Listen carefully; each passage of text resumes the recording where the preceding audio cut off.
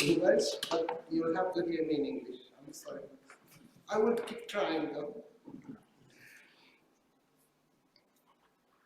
A boiler, a kitchen, a toilet, a roof, a legendary animal carving, an angel mural, a stained glass window pane.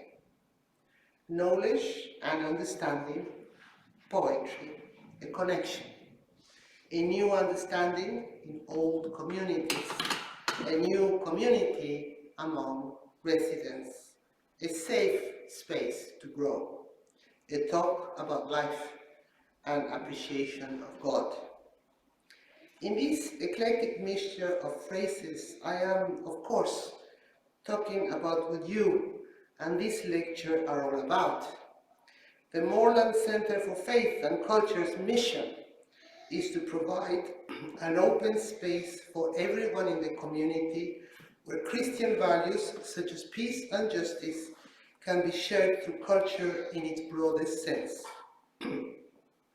The James Pantyfedwen Foundation supports religion, education and culture in Wales by providing grants for church buildings, postgraduate students and Eisteddfodau. The two missions integrate in the yearly Morlan Pantyfedwen lecture, which this year I have the honor to address here in my beloved Aberystwyth. There are no words to express my feelings at being invited to address this lecture. I am humbled and grateful at this opportunity to break spiritual bread with you.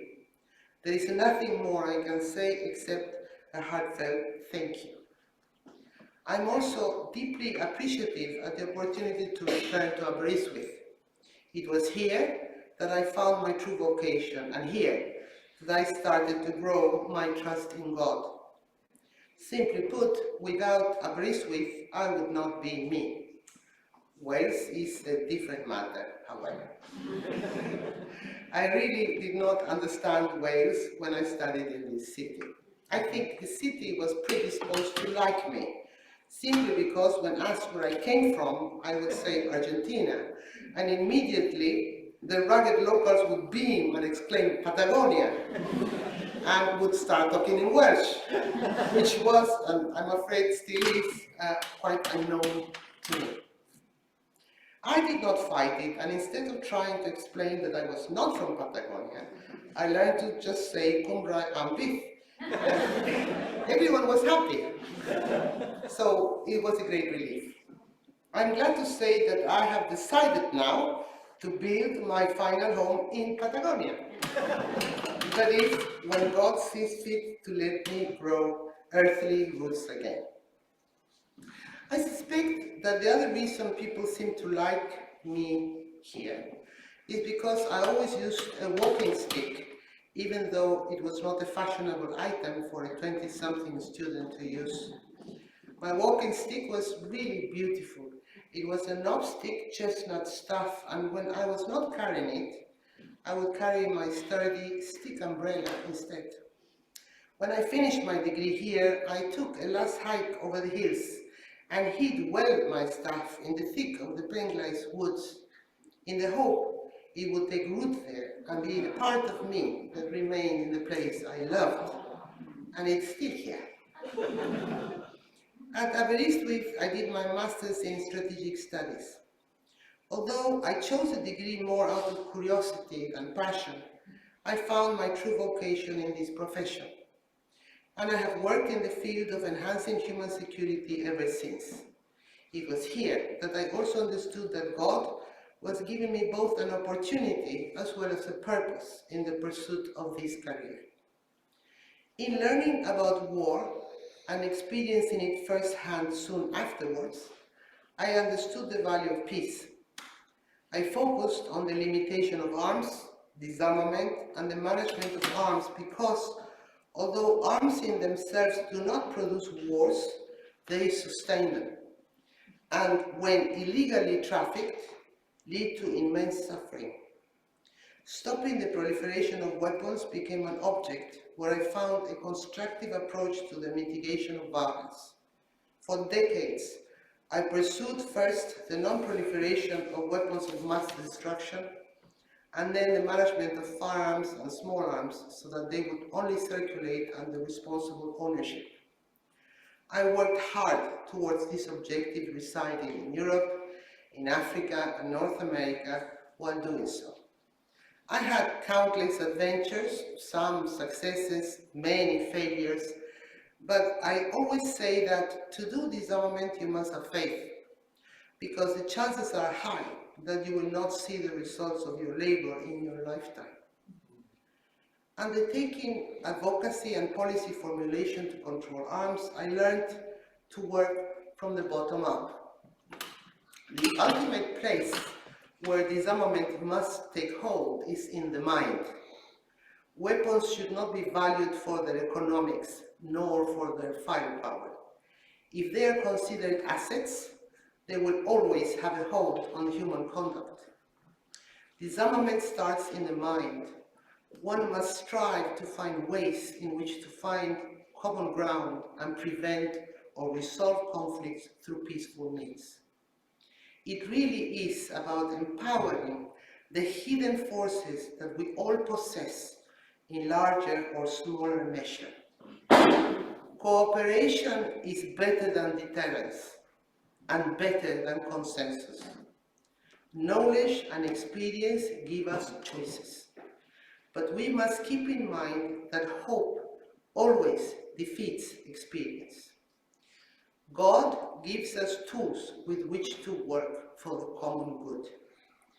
It is all a matter of putting things in perspective, finding new ways to approach old problems, working at differences, having patience and a sense of humor, and using the tools God has provided. I did not understand then that decades of work on disarmament issues as a practitioner in the field and as an academic in the university would act as a preparation for me to be able to engage in the protection of children later on in life. One definition of strategy is the practical adaptation of existing means to serve a political objective. One definition of deterrence is to convince a party to conflict using its own value system that it is in its best interest not to pursue a course of action rather than continue with it. I have had to apply both definitions during my decades of work in the field of arms management and arms control, and in negotiating for the protection of children, seeking win-win situations for parties to conflict so that communities could again live in peace, and this really became an obsession with me.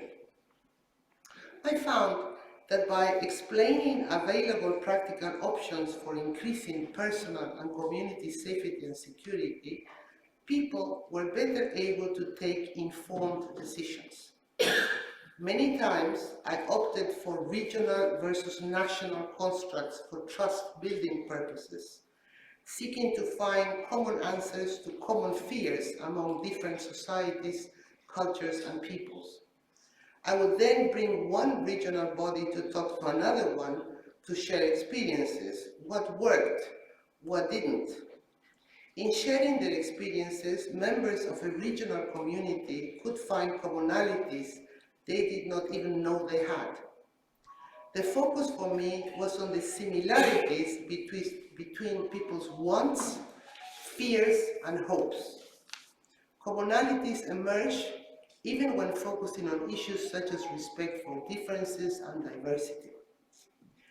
Finding connections is a formula that we must value more in our day-to-day lives.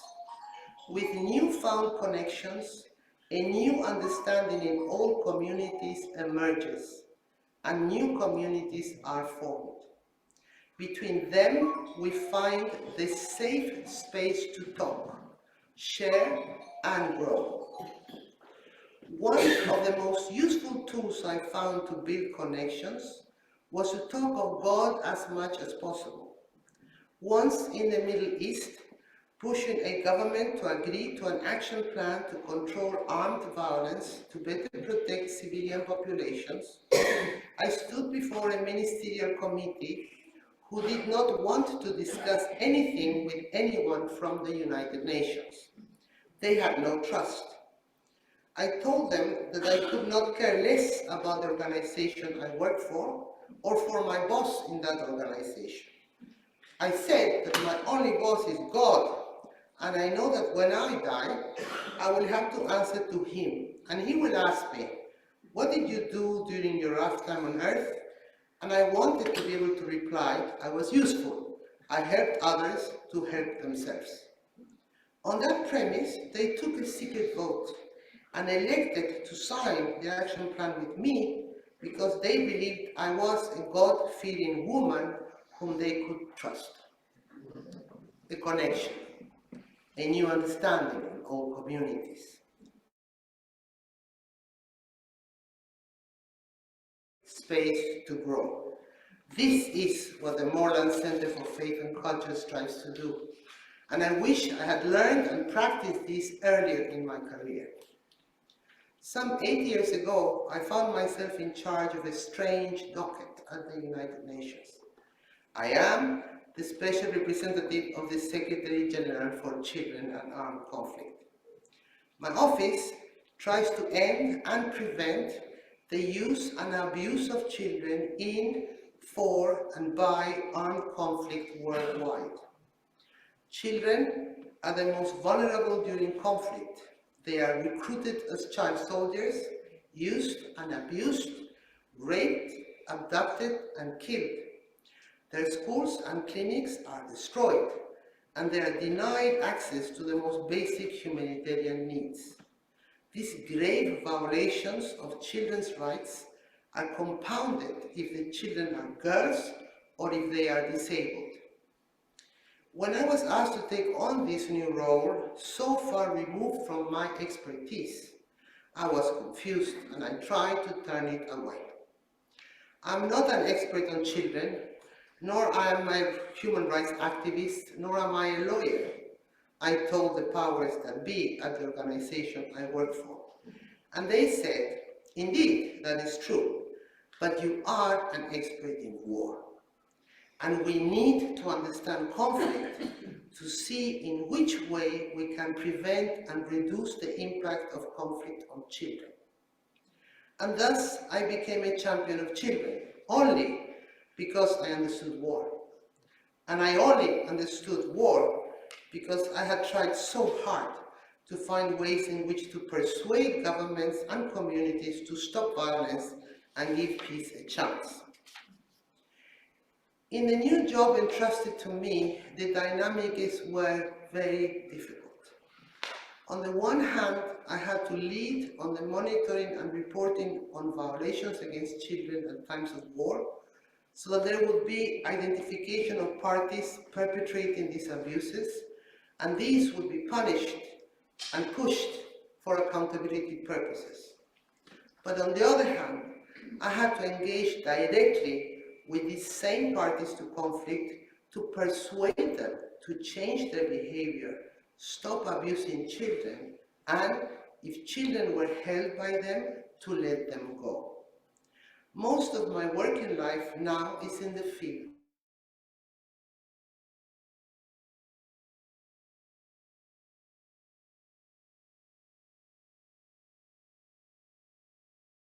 Me to prevent the abuse of children and better protect them from the fallout of armed violence.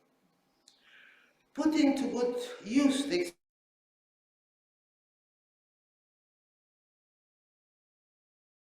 understand the value system of those committing these violations against children, and then, using only transparency in truth, persuaded them to do the right thing for their children and those of others. I think that God made me learn the hard way in my prior work, so that I would learn to be wiser when assisting the fate of the children of war. A definition of wisdom is a sum of knowledge, experience, and good judgment, and I hope I am closer to wisdom today. When one engages in negotiations, it is imperative that one starts with an open slate and no prejudgment. One must listen before talking, and one cannot promise what one cannot deliver. It is not about judging, it is about helping. It is not about the past, it is about the future. It is a trust-building exercise, and it must be grounded on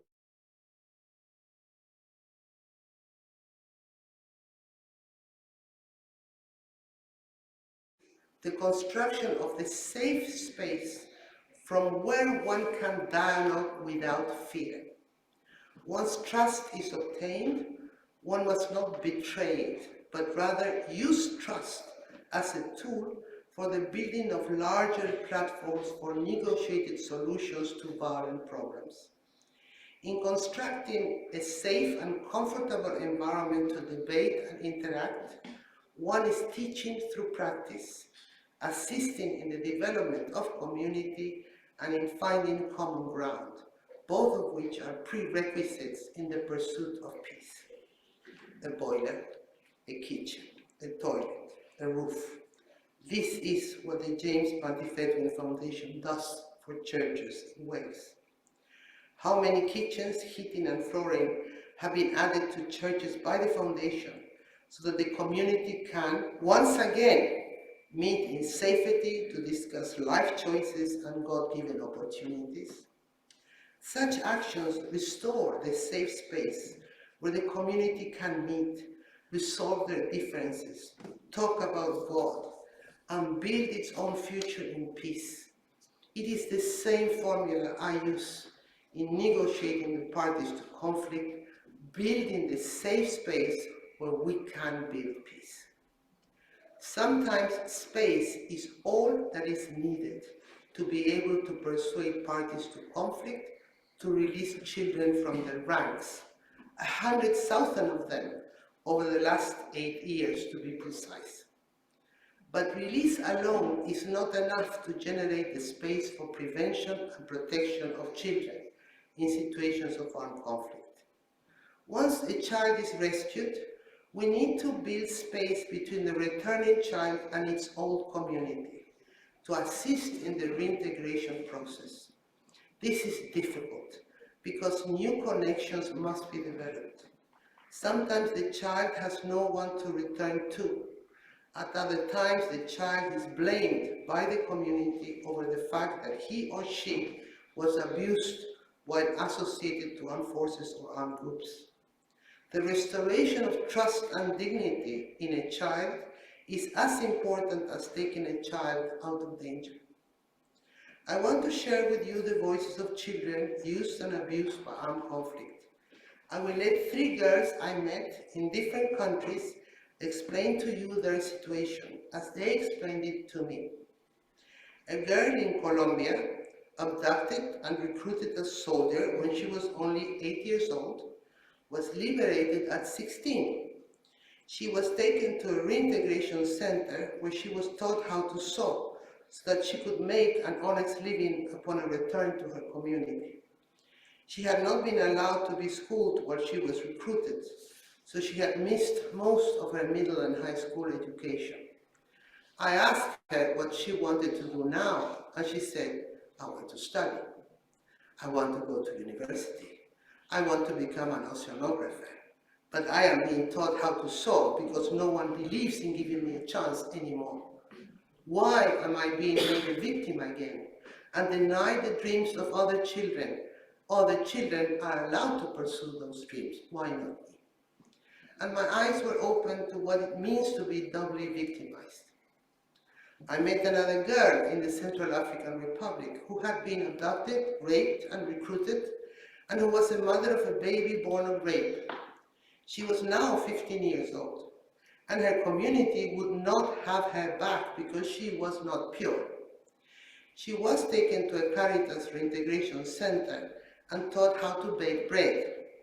She was content, or so it seemed, until I asked her, "What do you want?" And she replied, "I would like someone to buy my bread." I need to say here that I was so angry that I took her bread and placed it in front of the president of that country. indicating that it was a gift for him from the rescued children of his country. He did not know why I was doing that, so I explained, "Sir, I went to your city's big markets and I note that these supermarkets buy their bread from a commercial bakery in a neighboring state. Surely you can ask that the percentage of all products sold here be those of your own young people, who have suffered through no fault of their own and who want a chance to grow together with their country." The last voice I will have you hear is of a 17-year-old girl in South Sudan. She had been abducted and trained as a soldier for 7 years. She had been rescued through the efforts of United Nations mediators between the government and the armed group, who was the Lord's Resistance Army, and was in a reintegration center run by UNICEF. She told me that she was grateful at having been rescued. She was also grateful at having been taught how to make a dress, because that had allowed her to start a healing process with her family, who thought she was now useless. Her grandmother, she said, inspected her first results at sewing and approved of her skill. I asked her if she was content, and she told me that, grateful as she was, she wanted an education because she could barely read and write, and she wanted to learn law at the university. I asked her if she wanted to be a lawyer, provided she could return to high school and go to university. She told me, "No, my intention is to become president of this country. But for that, I need an education and I must know the law." I was very startled by her response. And sometimes you confuse the situation. I was in a palm hut in the middle of the mud in a forest, talking to a girl who had no shoes, but just fire in her eyes. I was so impressed that I continued my discussion and asked her, "I will see what I can be done for you. Meanwhile, is there anything else you need now?" And I will never forget her answer. She said, "Yes, I was one of 4. We were 4 girls taken. I was the only one rescued. I need you to help the other 3 to get out." I left her feeling very humble. She had shown more spirit and more solidarity for the plight of others than any of the caregivers I had talked to up to then. As I learned from the children I met in the field, I became hopeful. These children are not the remains of broken would-be adults. They are confident, they know what they want, they have solidarity, and they want to contribute. All of them, without distinction of race or gender or religion, told me they wanted an education, more than they wanted food or shelter. Education is important. Perhaps education is the only safe space for a child, both in peace and in times of armed conflict. I therefore also admire the James Pantyfedwen Foundation for helping the students out with the costs of postgraduate studies in Wales. We must learn to value and protect education more. We must consider education as a strategic asset of the state and the most important right of every child. It is perhaps now a good time to talk about God. During my disarmament years, I managed to convince a commissioner of police in charge of a regional police organization in Africa to seriously implement his obligations towards stopping the flow of illegal weapons across borders. I was sitting next to him at dinner, and he had been very difficult in discussions on the practical problems in enforcing the law across the borders of warring states. Over dinner, I asked him to watch his space. He was alarmed and thought I was referring to the space between his chair and mine on a cramped table. So he asked me if he was too close to my plate. I laughed and told him no. I was referring to the space you were given by God when you were born. When we are born, I told him, God provides us with 1 square meter of earth to occupy. That is the space we occupy during all our lifetime. All that is beneath our square meter of earth, all the way to the center of the world, is what we will need to eat and drink during our lifetime. The air above our meter, all the way to space, contains the air we will need during our earthly journey. When we die, we will have to stand before God, and He will ask us, life is precious. To be alive is a privilege. I chose you over other souls that have equal right to live. What did you do with the square meter of earth I gave you? Tell me why I was right in bringing life to you and not to another. He was really startled. He thought about my little story a little bit. He became very serious. He then said he now understood better his obligation, not because he was a policeman in the line of duty, but because this was the right thing to do. The next day, he stopped blocking the implementation possibilities and offered many ways in which this could be done within existing means. Advocating for the life of children, it was much easier to act than on disarmament. Once I was negotiating with an armed criminal gang in sub-Saharan Africa who specialized in abducting and forcibly recruiting and using children for criminal activities. I managed to convince the leader, who was a young man himself, barely out of childhood, and I asked him to stop recruiting more children. And this was not easy. Every time I tried to engage in dialogue with this young man, he would indicate that he was a religious person and his religion was a minority religion in that country.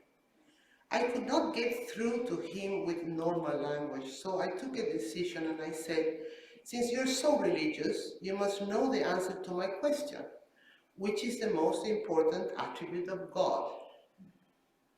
The most important attribute of God is compassion, and it is the only attribute He bestowed on us at birth, so that through compassion we could converse with Him. I am asking you to release the children and stop recruiting them, not because it is wrong, nor because it's a crime, but because you can and should show compassion for the children of this town. And he agreed. It's unbelievable, it just happened. At times, my colleagues do not understand how I can negotiate in difficult situations with people that they would rather not meet in the first place. And for me, it's easy to explain that if one is truthful, transparent, and unbiased, there is no reason to fear dialogue. And for me, to be truthful is also to bring God to the middle of the equation. We should not fear the truth. Without truth, there can be no real love or real hope. And without this, there is no faith. As I explained before, the need to value education as a fundamental right of children, a strategic asset of the state, and the foundation for informed debate in societies and peace also generates multiple ways to channel God into our lives. Wisdom, I repeat, is the sum of knowledge, experience, and good judgment. We need to start through the improvement of our knowledge, but knowledge is not complete without beauty. This brings me back to the mission of the James Pantyfedwen Foundation in its support of poetry, education, and religion, including the recovery of lost art when undertaking church restoration and improvement in Wales, as was the case in the Church of St. Louis and St. Xavier in Usk, when a painted panel of angels playing musical instruments was found in the reredos at the back of the altar during restoration work. Sometimes art and culture are perceived to be an aggregate to the basic needs of life, but they are not. When we do our everyday work, we must keep an eye out to discover beauty in all its forms. The reward always comes with the finding. There is now not only a dry wall at St. Louis and St. Xavier, but also musical angels to delight the eye. Perhaps the child will see this new-found panel and will be curious, aspiring to a career in music, which in time will be a delight to all of us. We need beauty, and God has surrounded us with beauty, giving us the eye for beauty, and installed in us the aspiration of recreating beauty through art. We need to open our eyes to beauty and our hearts to the true value of everyday things. The Pantyfedwen Foundation restored the south side facade of St. Cubil's Church in Holyhead and saved millennial carvings from disappearance. The restoration saved the carving of a mythical beast called an amphisbaena, a beast with a head at the end of its tail. We might consider this restoration as only historical in value, but if we open our hearts, we understand its true value to the community across the ages. It is in knowing that in antiquity, the powers associated with this strange beast included the ability to ensure a safe pregnancy at a time when childbirth was often fatal, that we understand the importance of restoring this carving at St. Cubil's. It is a reminder of what was important to the community in the past, while hoping that the strong church will lead to a strong community in the future, without need of any mythical creature. Faith, hope, charity, compassion, truth are not religious concepts, and they are not philosophical themes. They are practical tools that are there to help us on the voyage of our lives. The same is true of love and beauty. We just need to seek those tools inside us and in others, find them and use them. Once you start using these God-given tools, we can no longer deny the existence of God. Some time ago, I wrote a poem that is entitled Proof, and it says, God exists, both in the abstract and in the concrete, in feeling and in form. The concrete part of God, his form, is the universe itself. The abstract part of God, his feeling, is the capacity we have of understanding the universe and the wonder of it all. God is infinite, infinite compassion, justice, charity, mercy, and understanding. In his infinite capacity, he is infinitely whole. So God is complete. Proof of this is that there is nothing small or big enough not connected to the inside and outside of itself. And in being connected, cancels itself out until it is whole. And we sometimes call this beauty.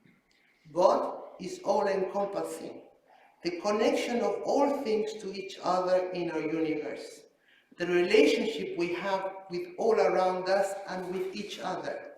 The connection in both concrete and abstract form is proof of the everlasting touch of God, because God is interactive.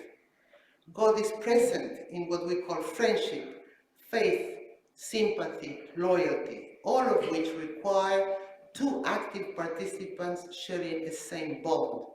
And like beauty, it is not a connection of self with self, but of self with others.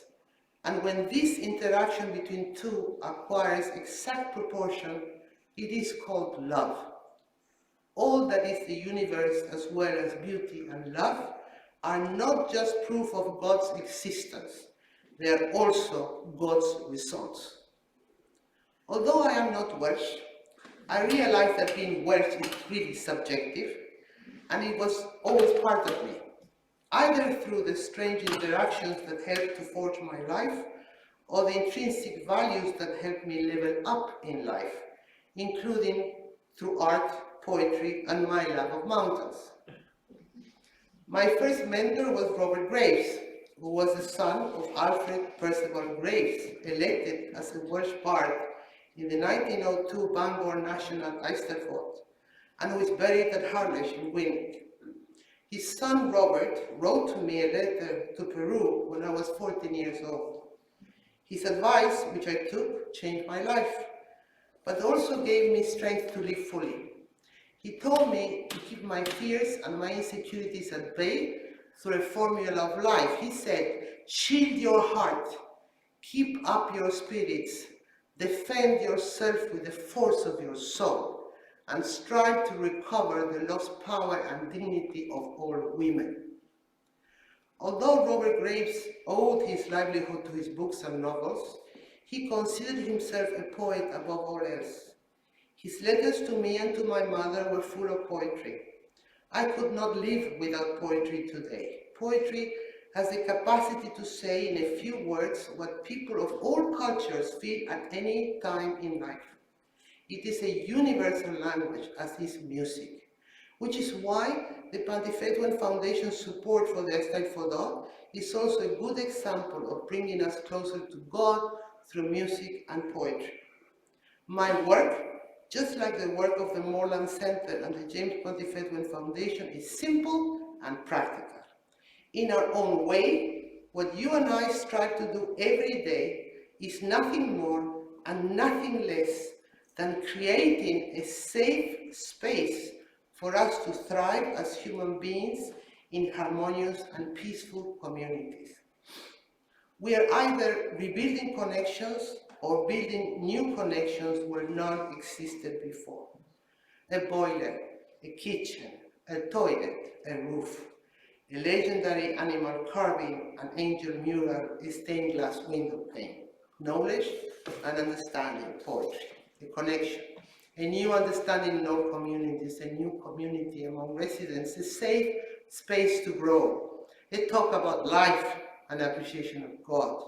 We are all connected through simple things, safe spaces, fears, wants, and hopes. We need to identify these connections and so, for ourselves and for others, a common protective wrap of understanding and of peace. In doing so, we need to use strong materials. The best thread to use in binding us together is the unbreakable strands of God, because all that is the universe, as well as beauty and love, are not just proof of God's existence, they are also God's results. Thank you.